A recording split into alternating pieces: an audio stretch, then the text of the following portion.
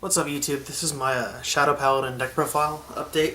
This is a OCG build, because we haven't gotten a lot of these cards in the TCG yet. In the TCG yet. And this deck is very consistent, and once we do get them in the TCG, I will probably change the Japanese versions for the English versions. This deck is very good. I would consider this actually one of the top meta decks.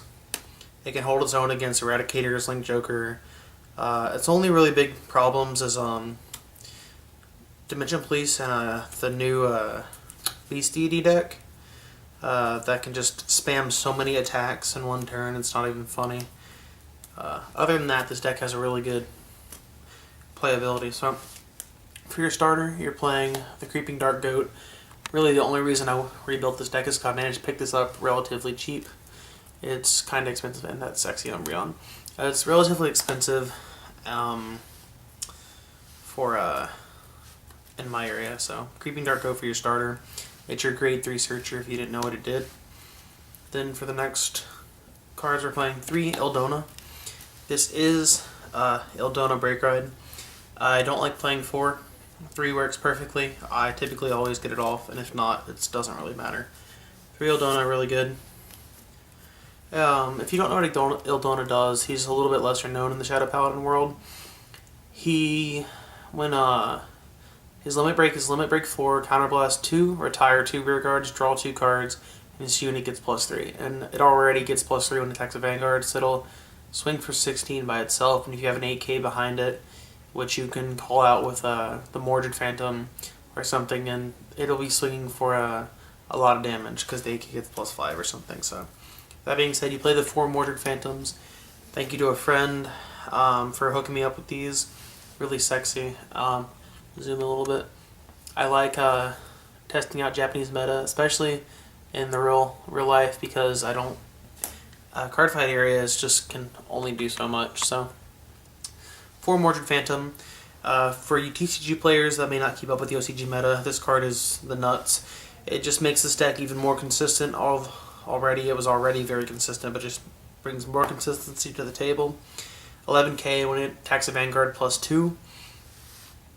When you're limit break 4, when a grade 3 or greater rides this unit, counterblast 1, that unit gets +10 and call any grade 2 or less from your deck to any rearguard circle. It does not have to be open, which is really nice. So you can call an 8k behind. When you ride Ildona on top of Mordred, you can call an 8k and it gets +5. So you'll be swinging, let's see, so that'll be swinging for 26, 27, 28, 29, 30, 31, 32, 33, 34, 35, 36, 37, 38, 39.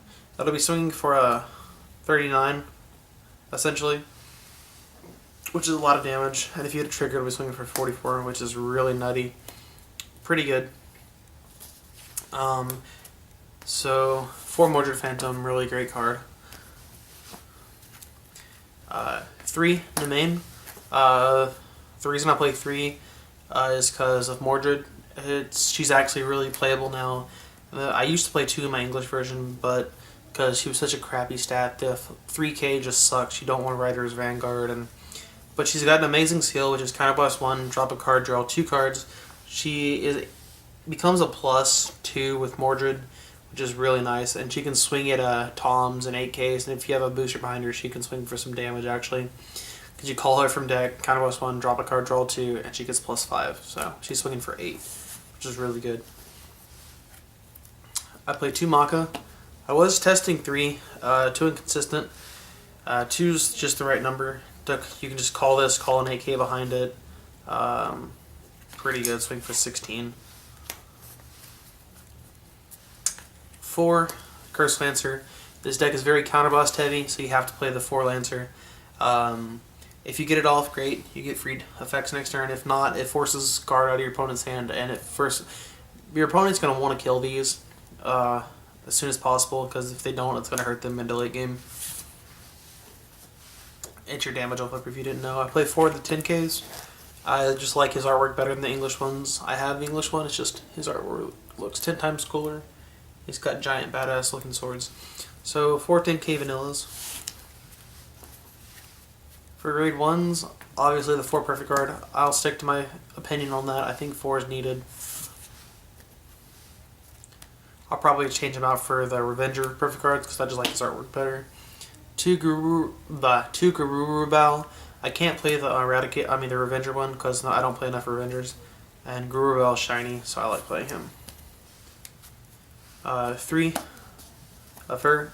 I like the fact that we now have a new starting Vanguard, which is Creeping Dark Goat, because you don't have to play that stupid Right Chain, which is very inconsistent, very bad with the Javelin and Darks. It just blah. I wanted to play more of her back then, but you kind of couldn't, so now you can, which is really nice. Witch of Nostrum Arahad. The fact that you can go first turn, rest, drop, draw, that just helps so much to deck thin and dig through your deck for your pieces. 4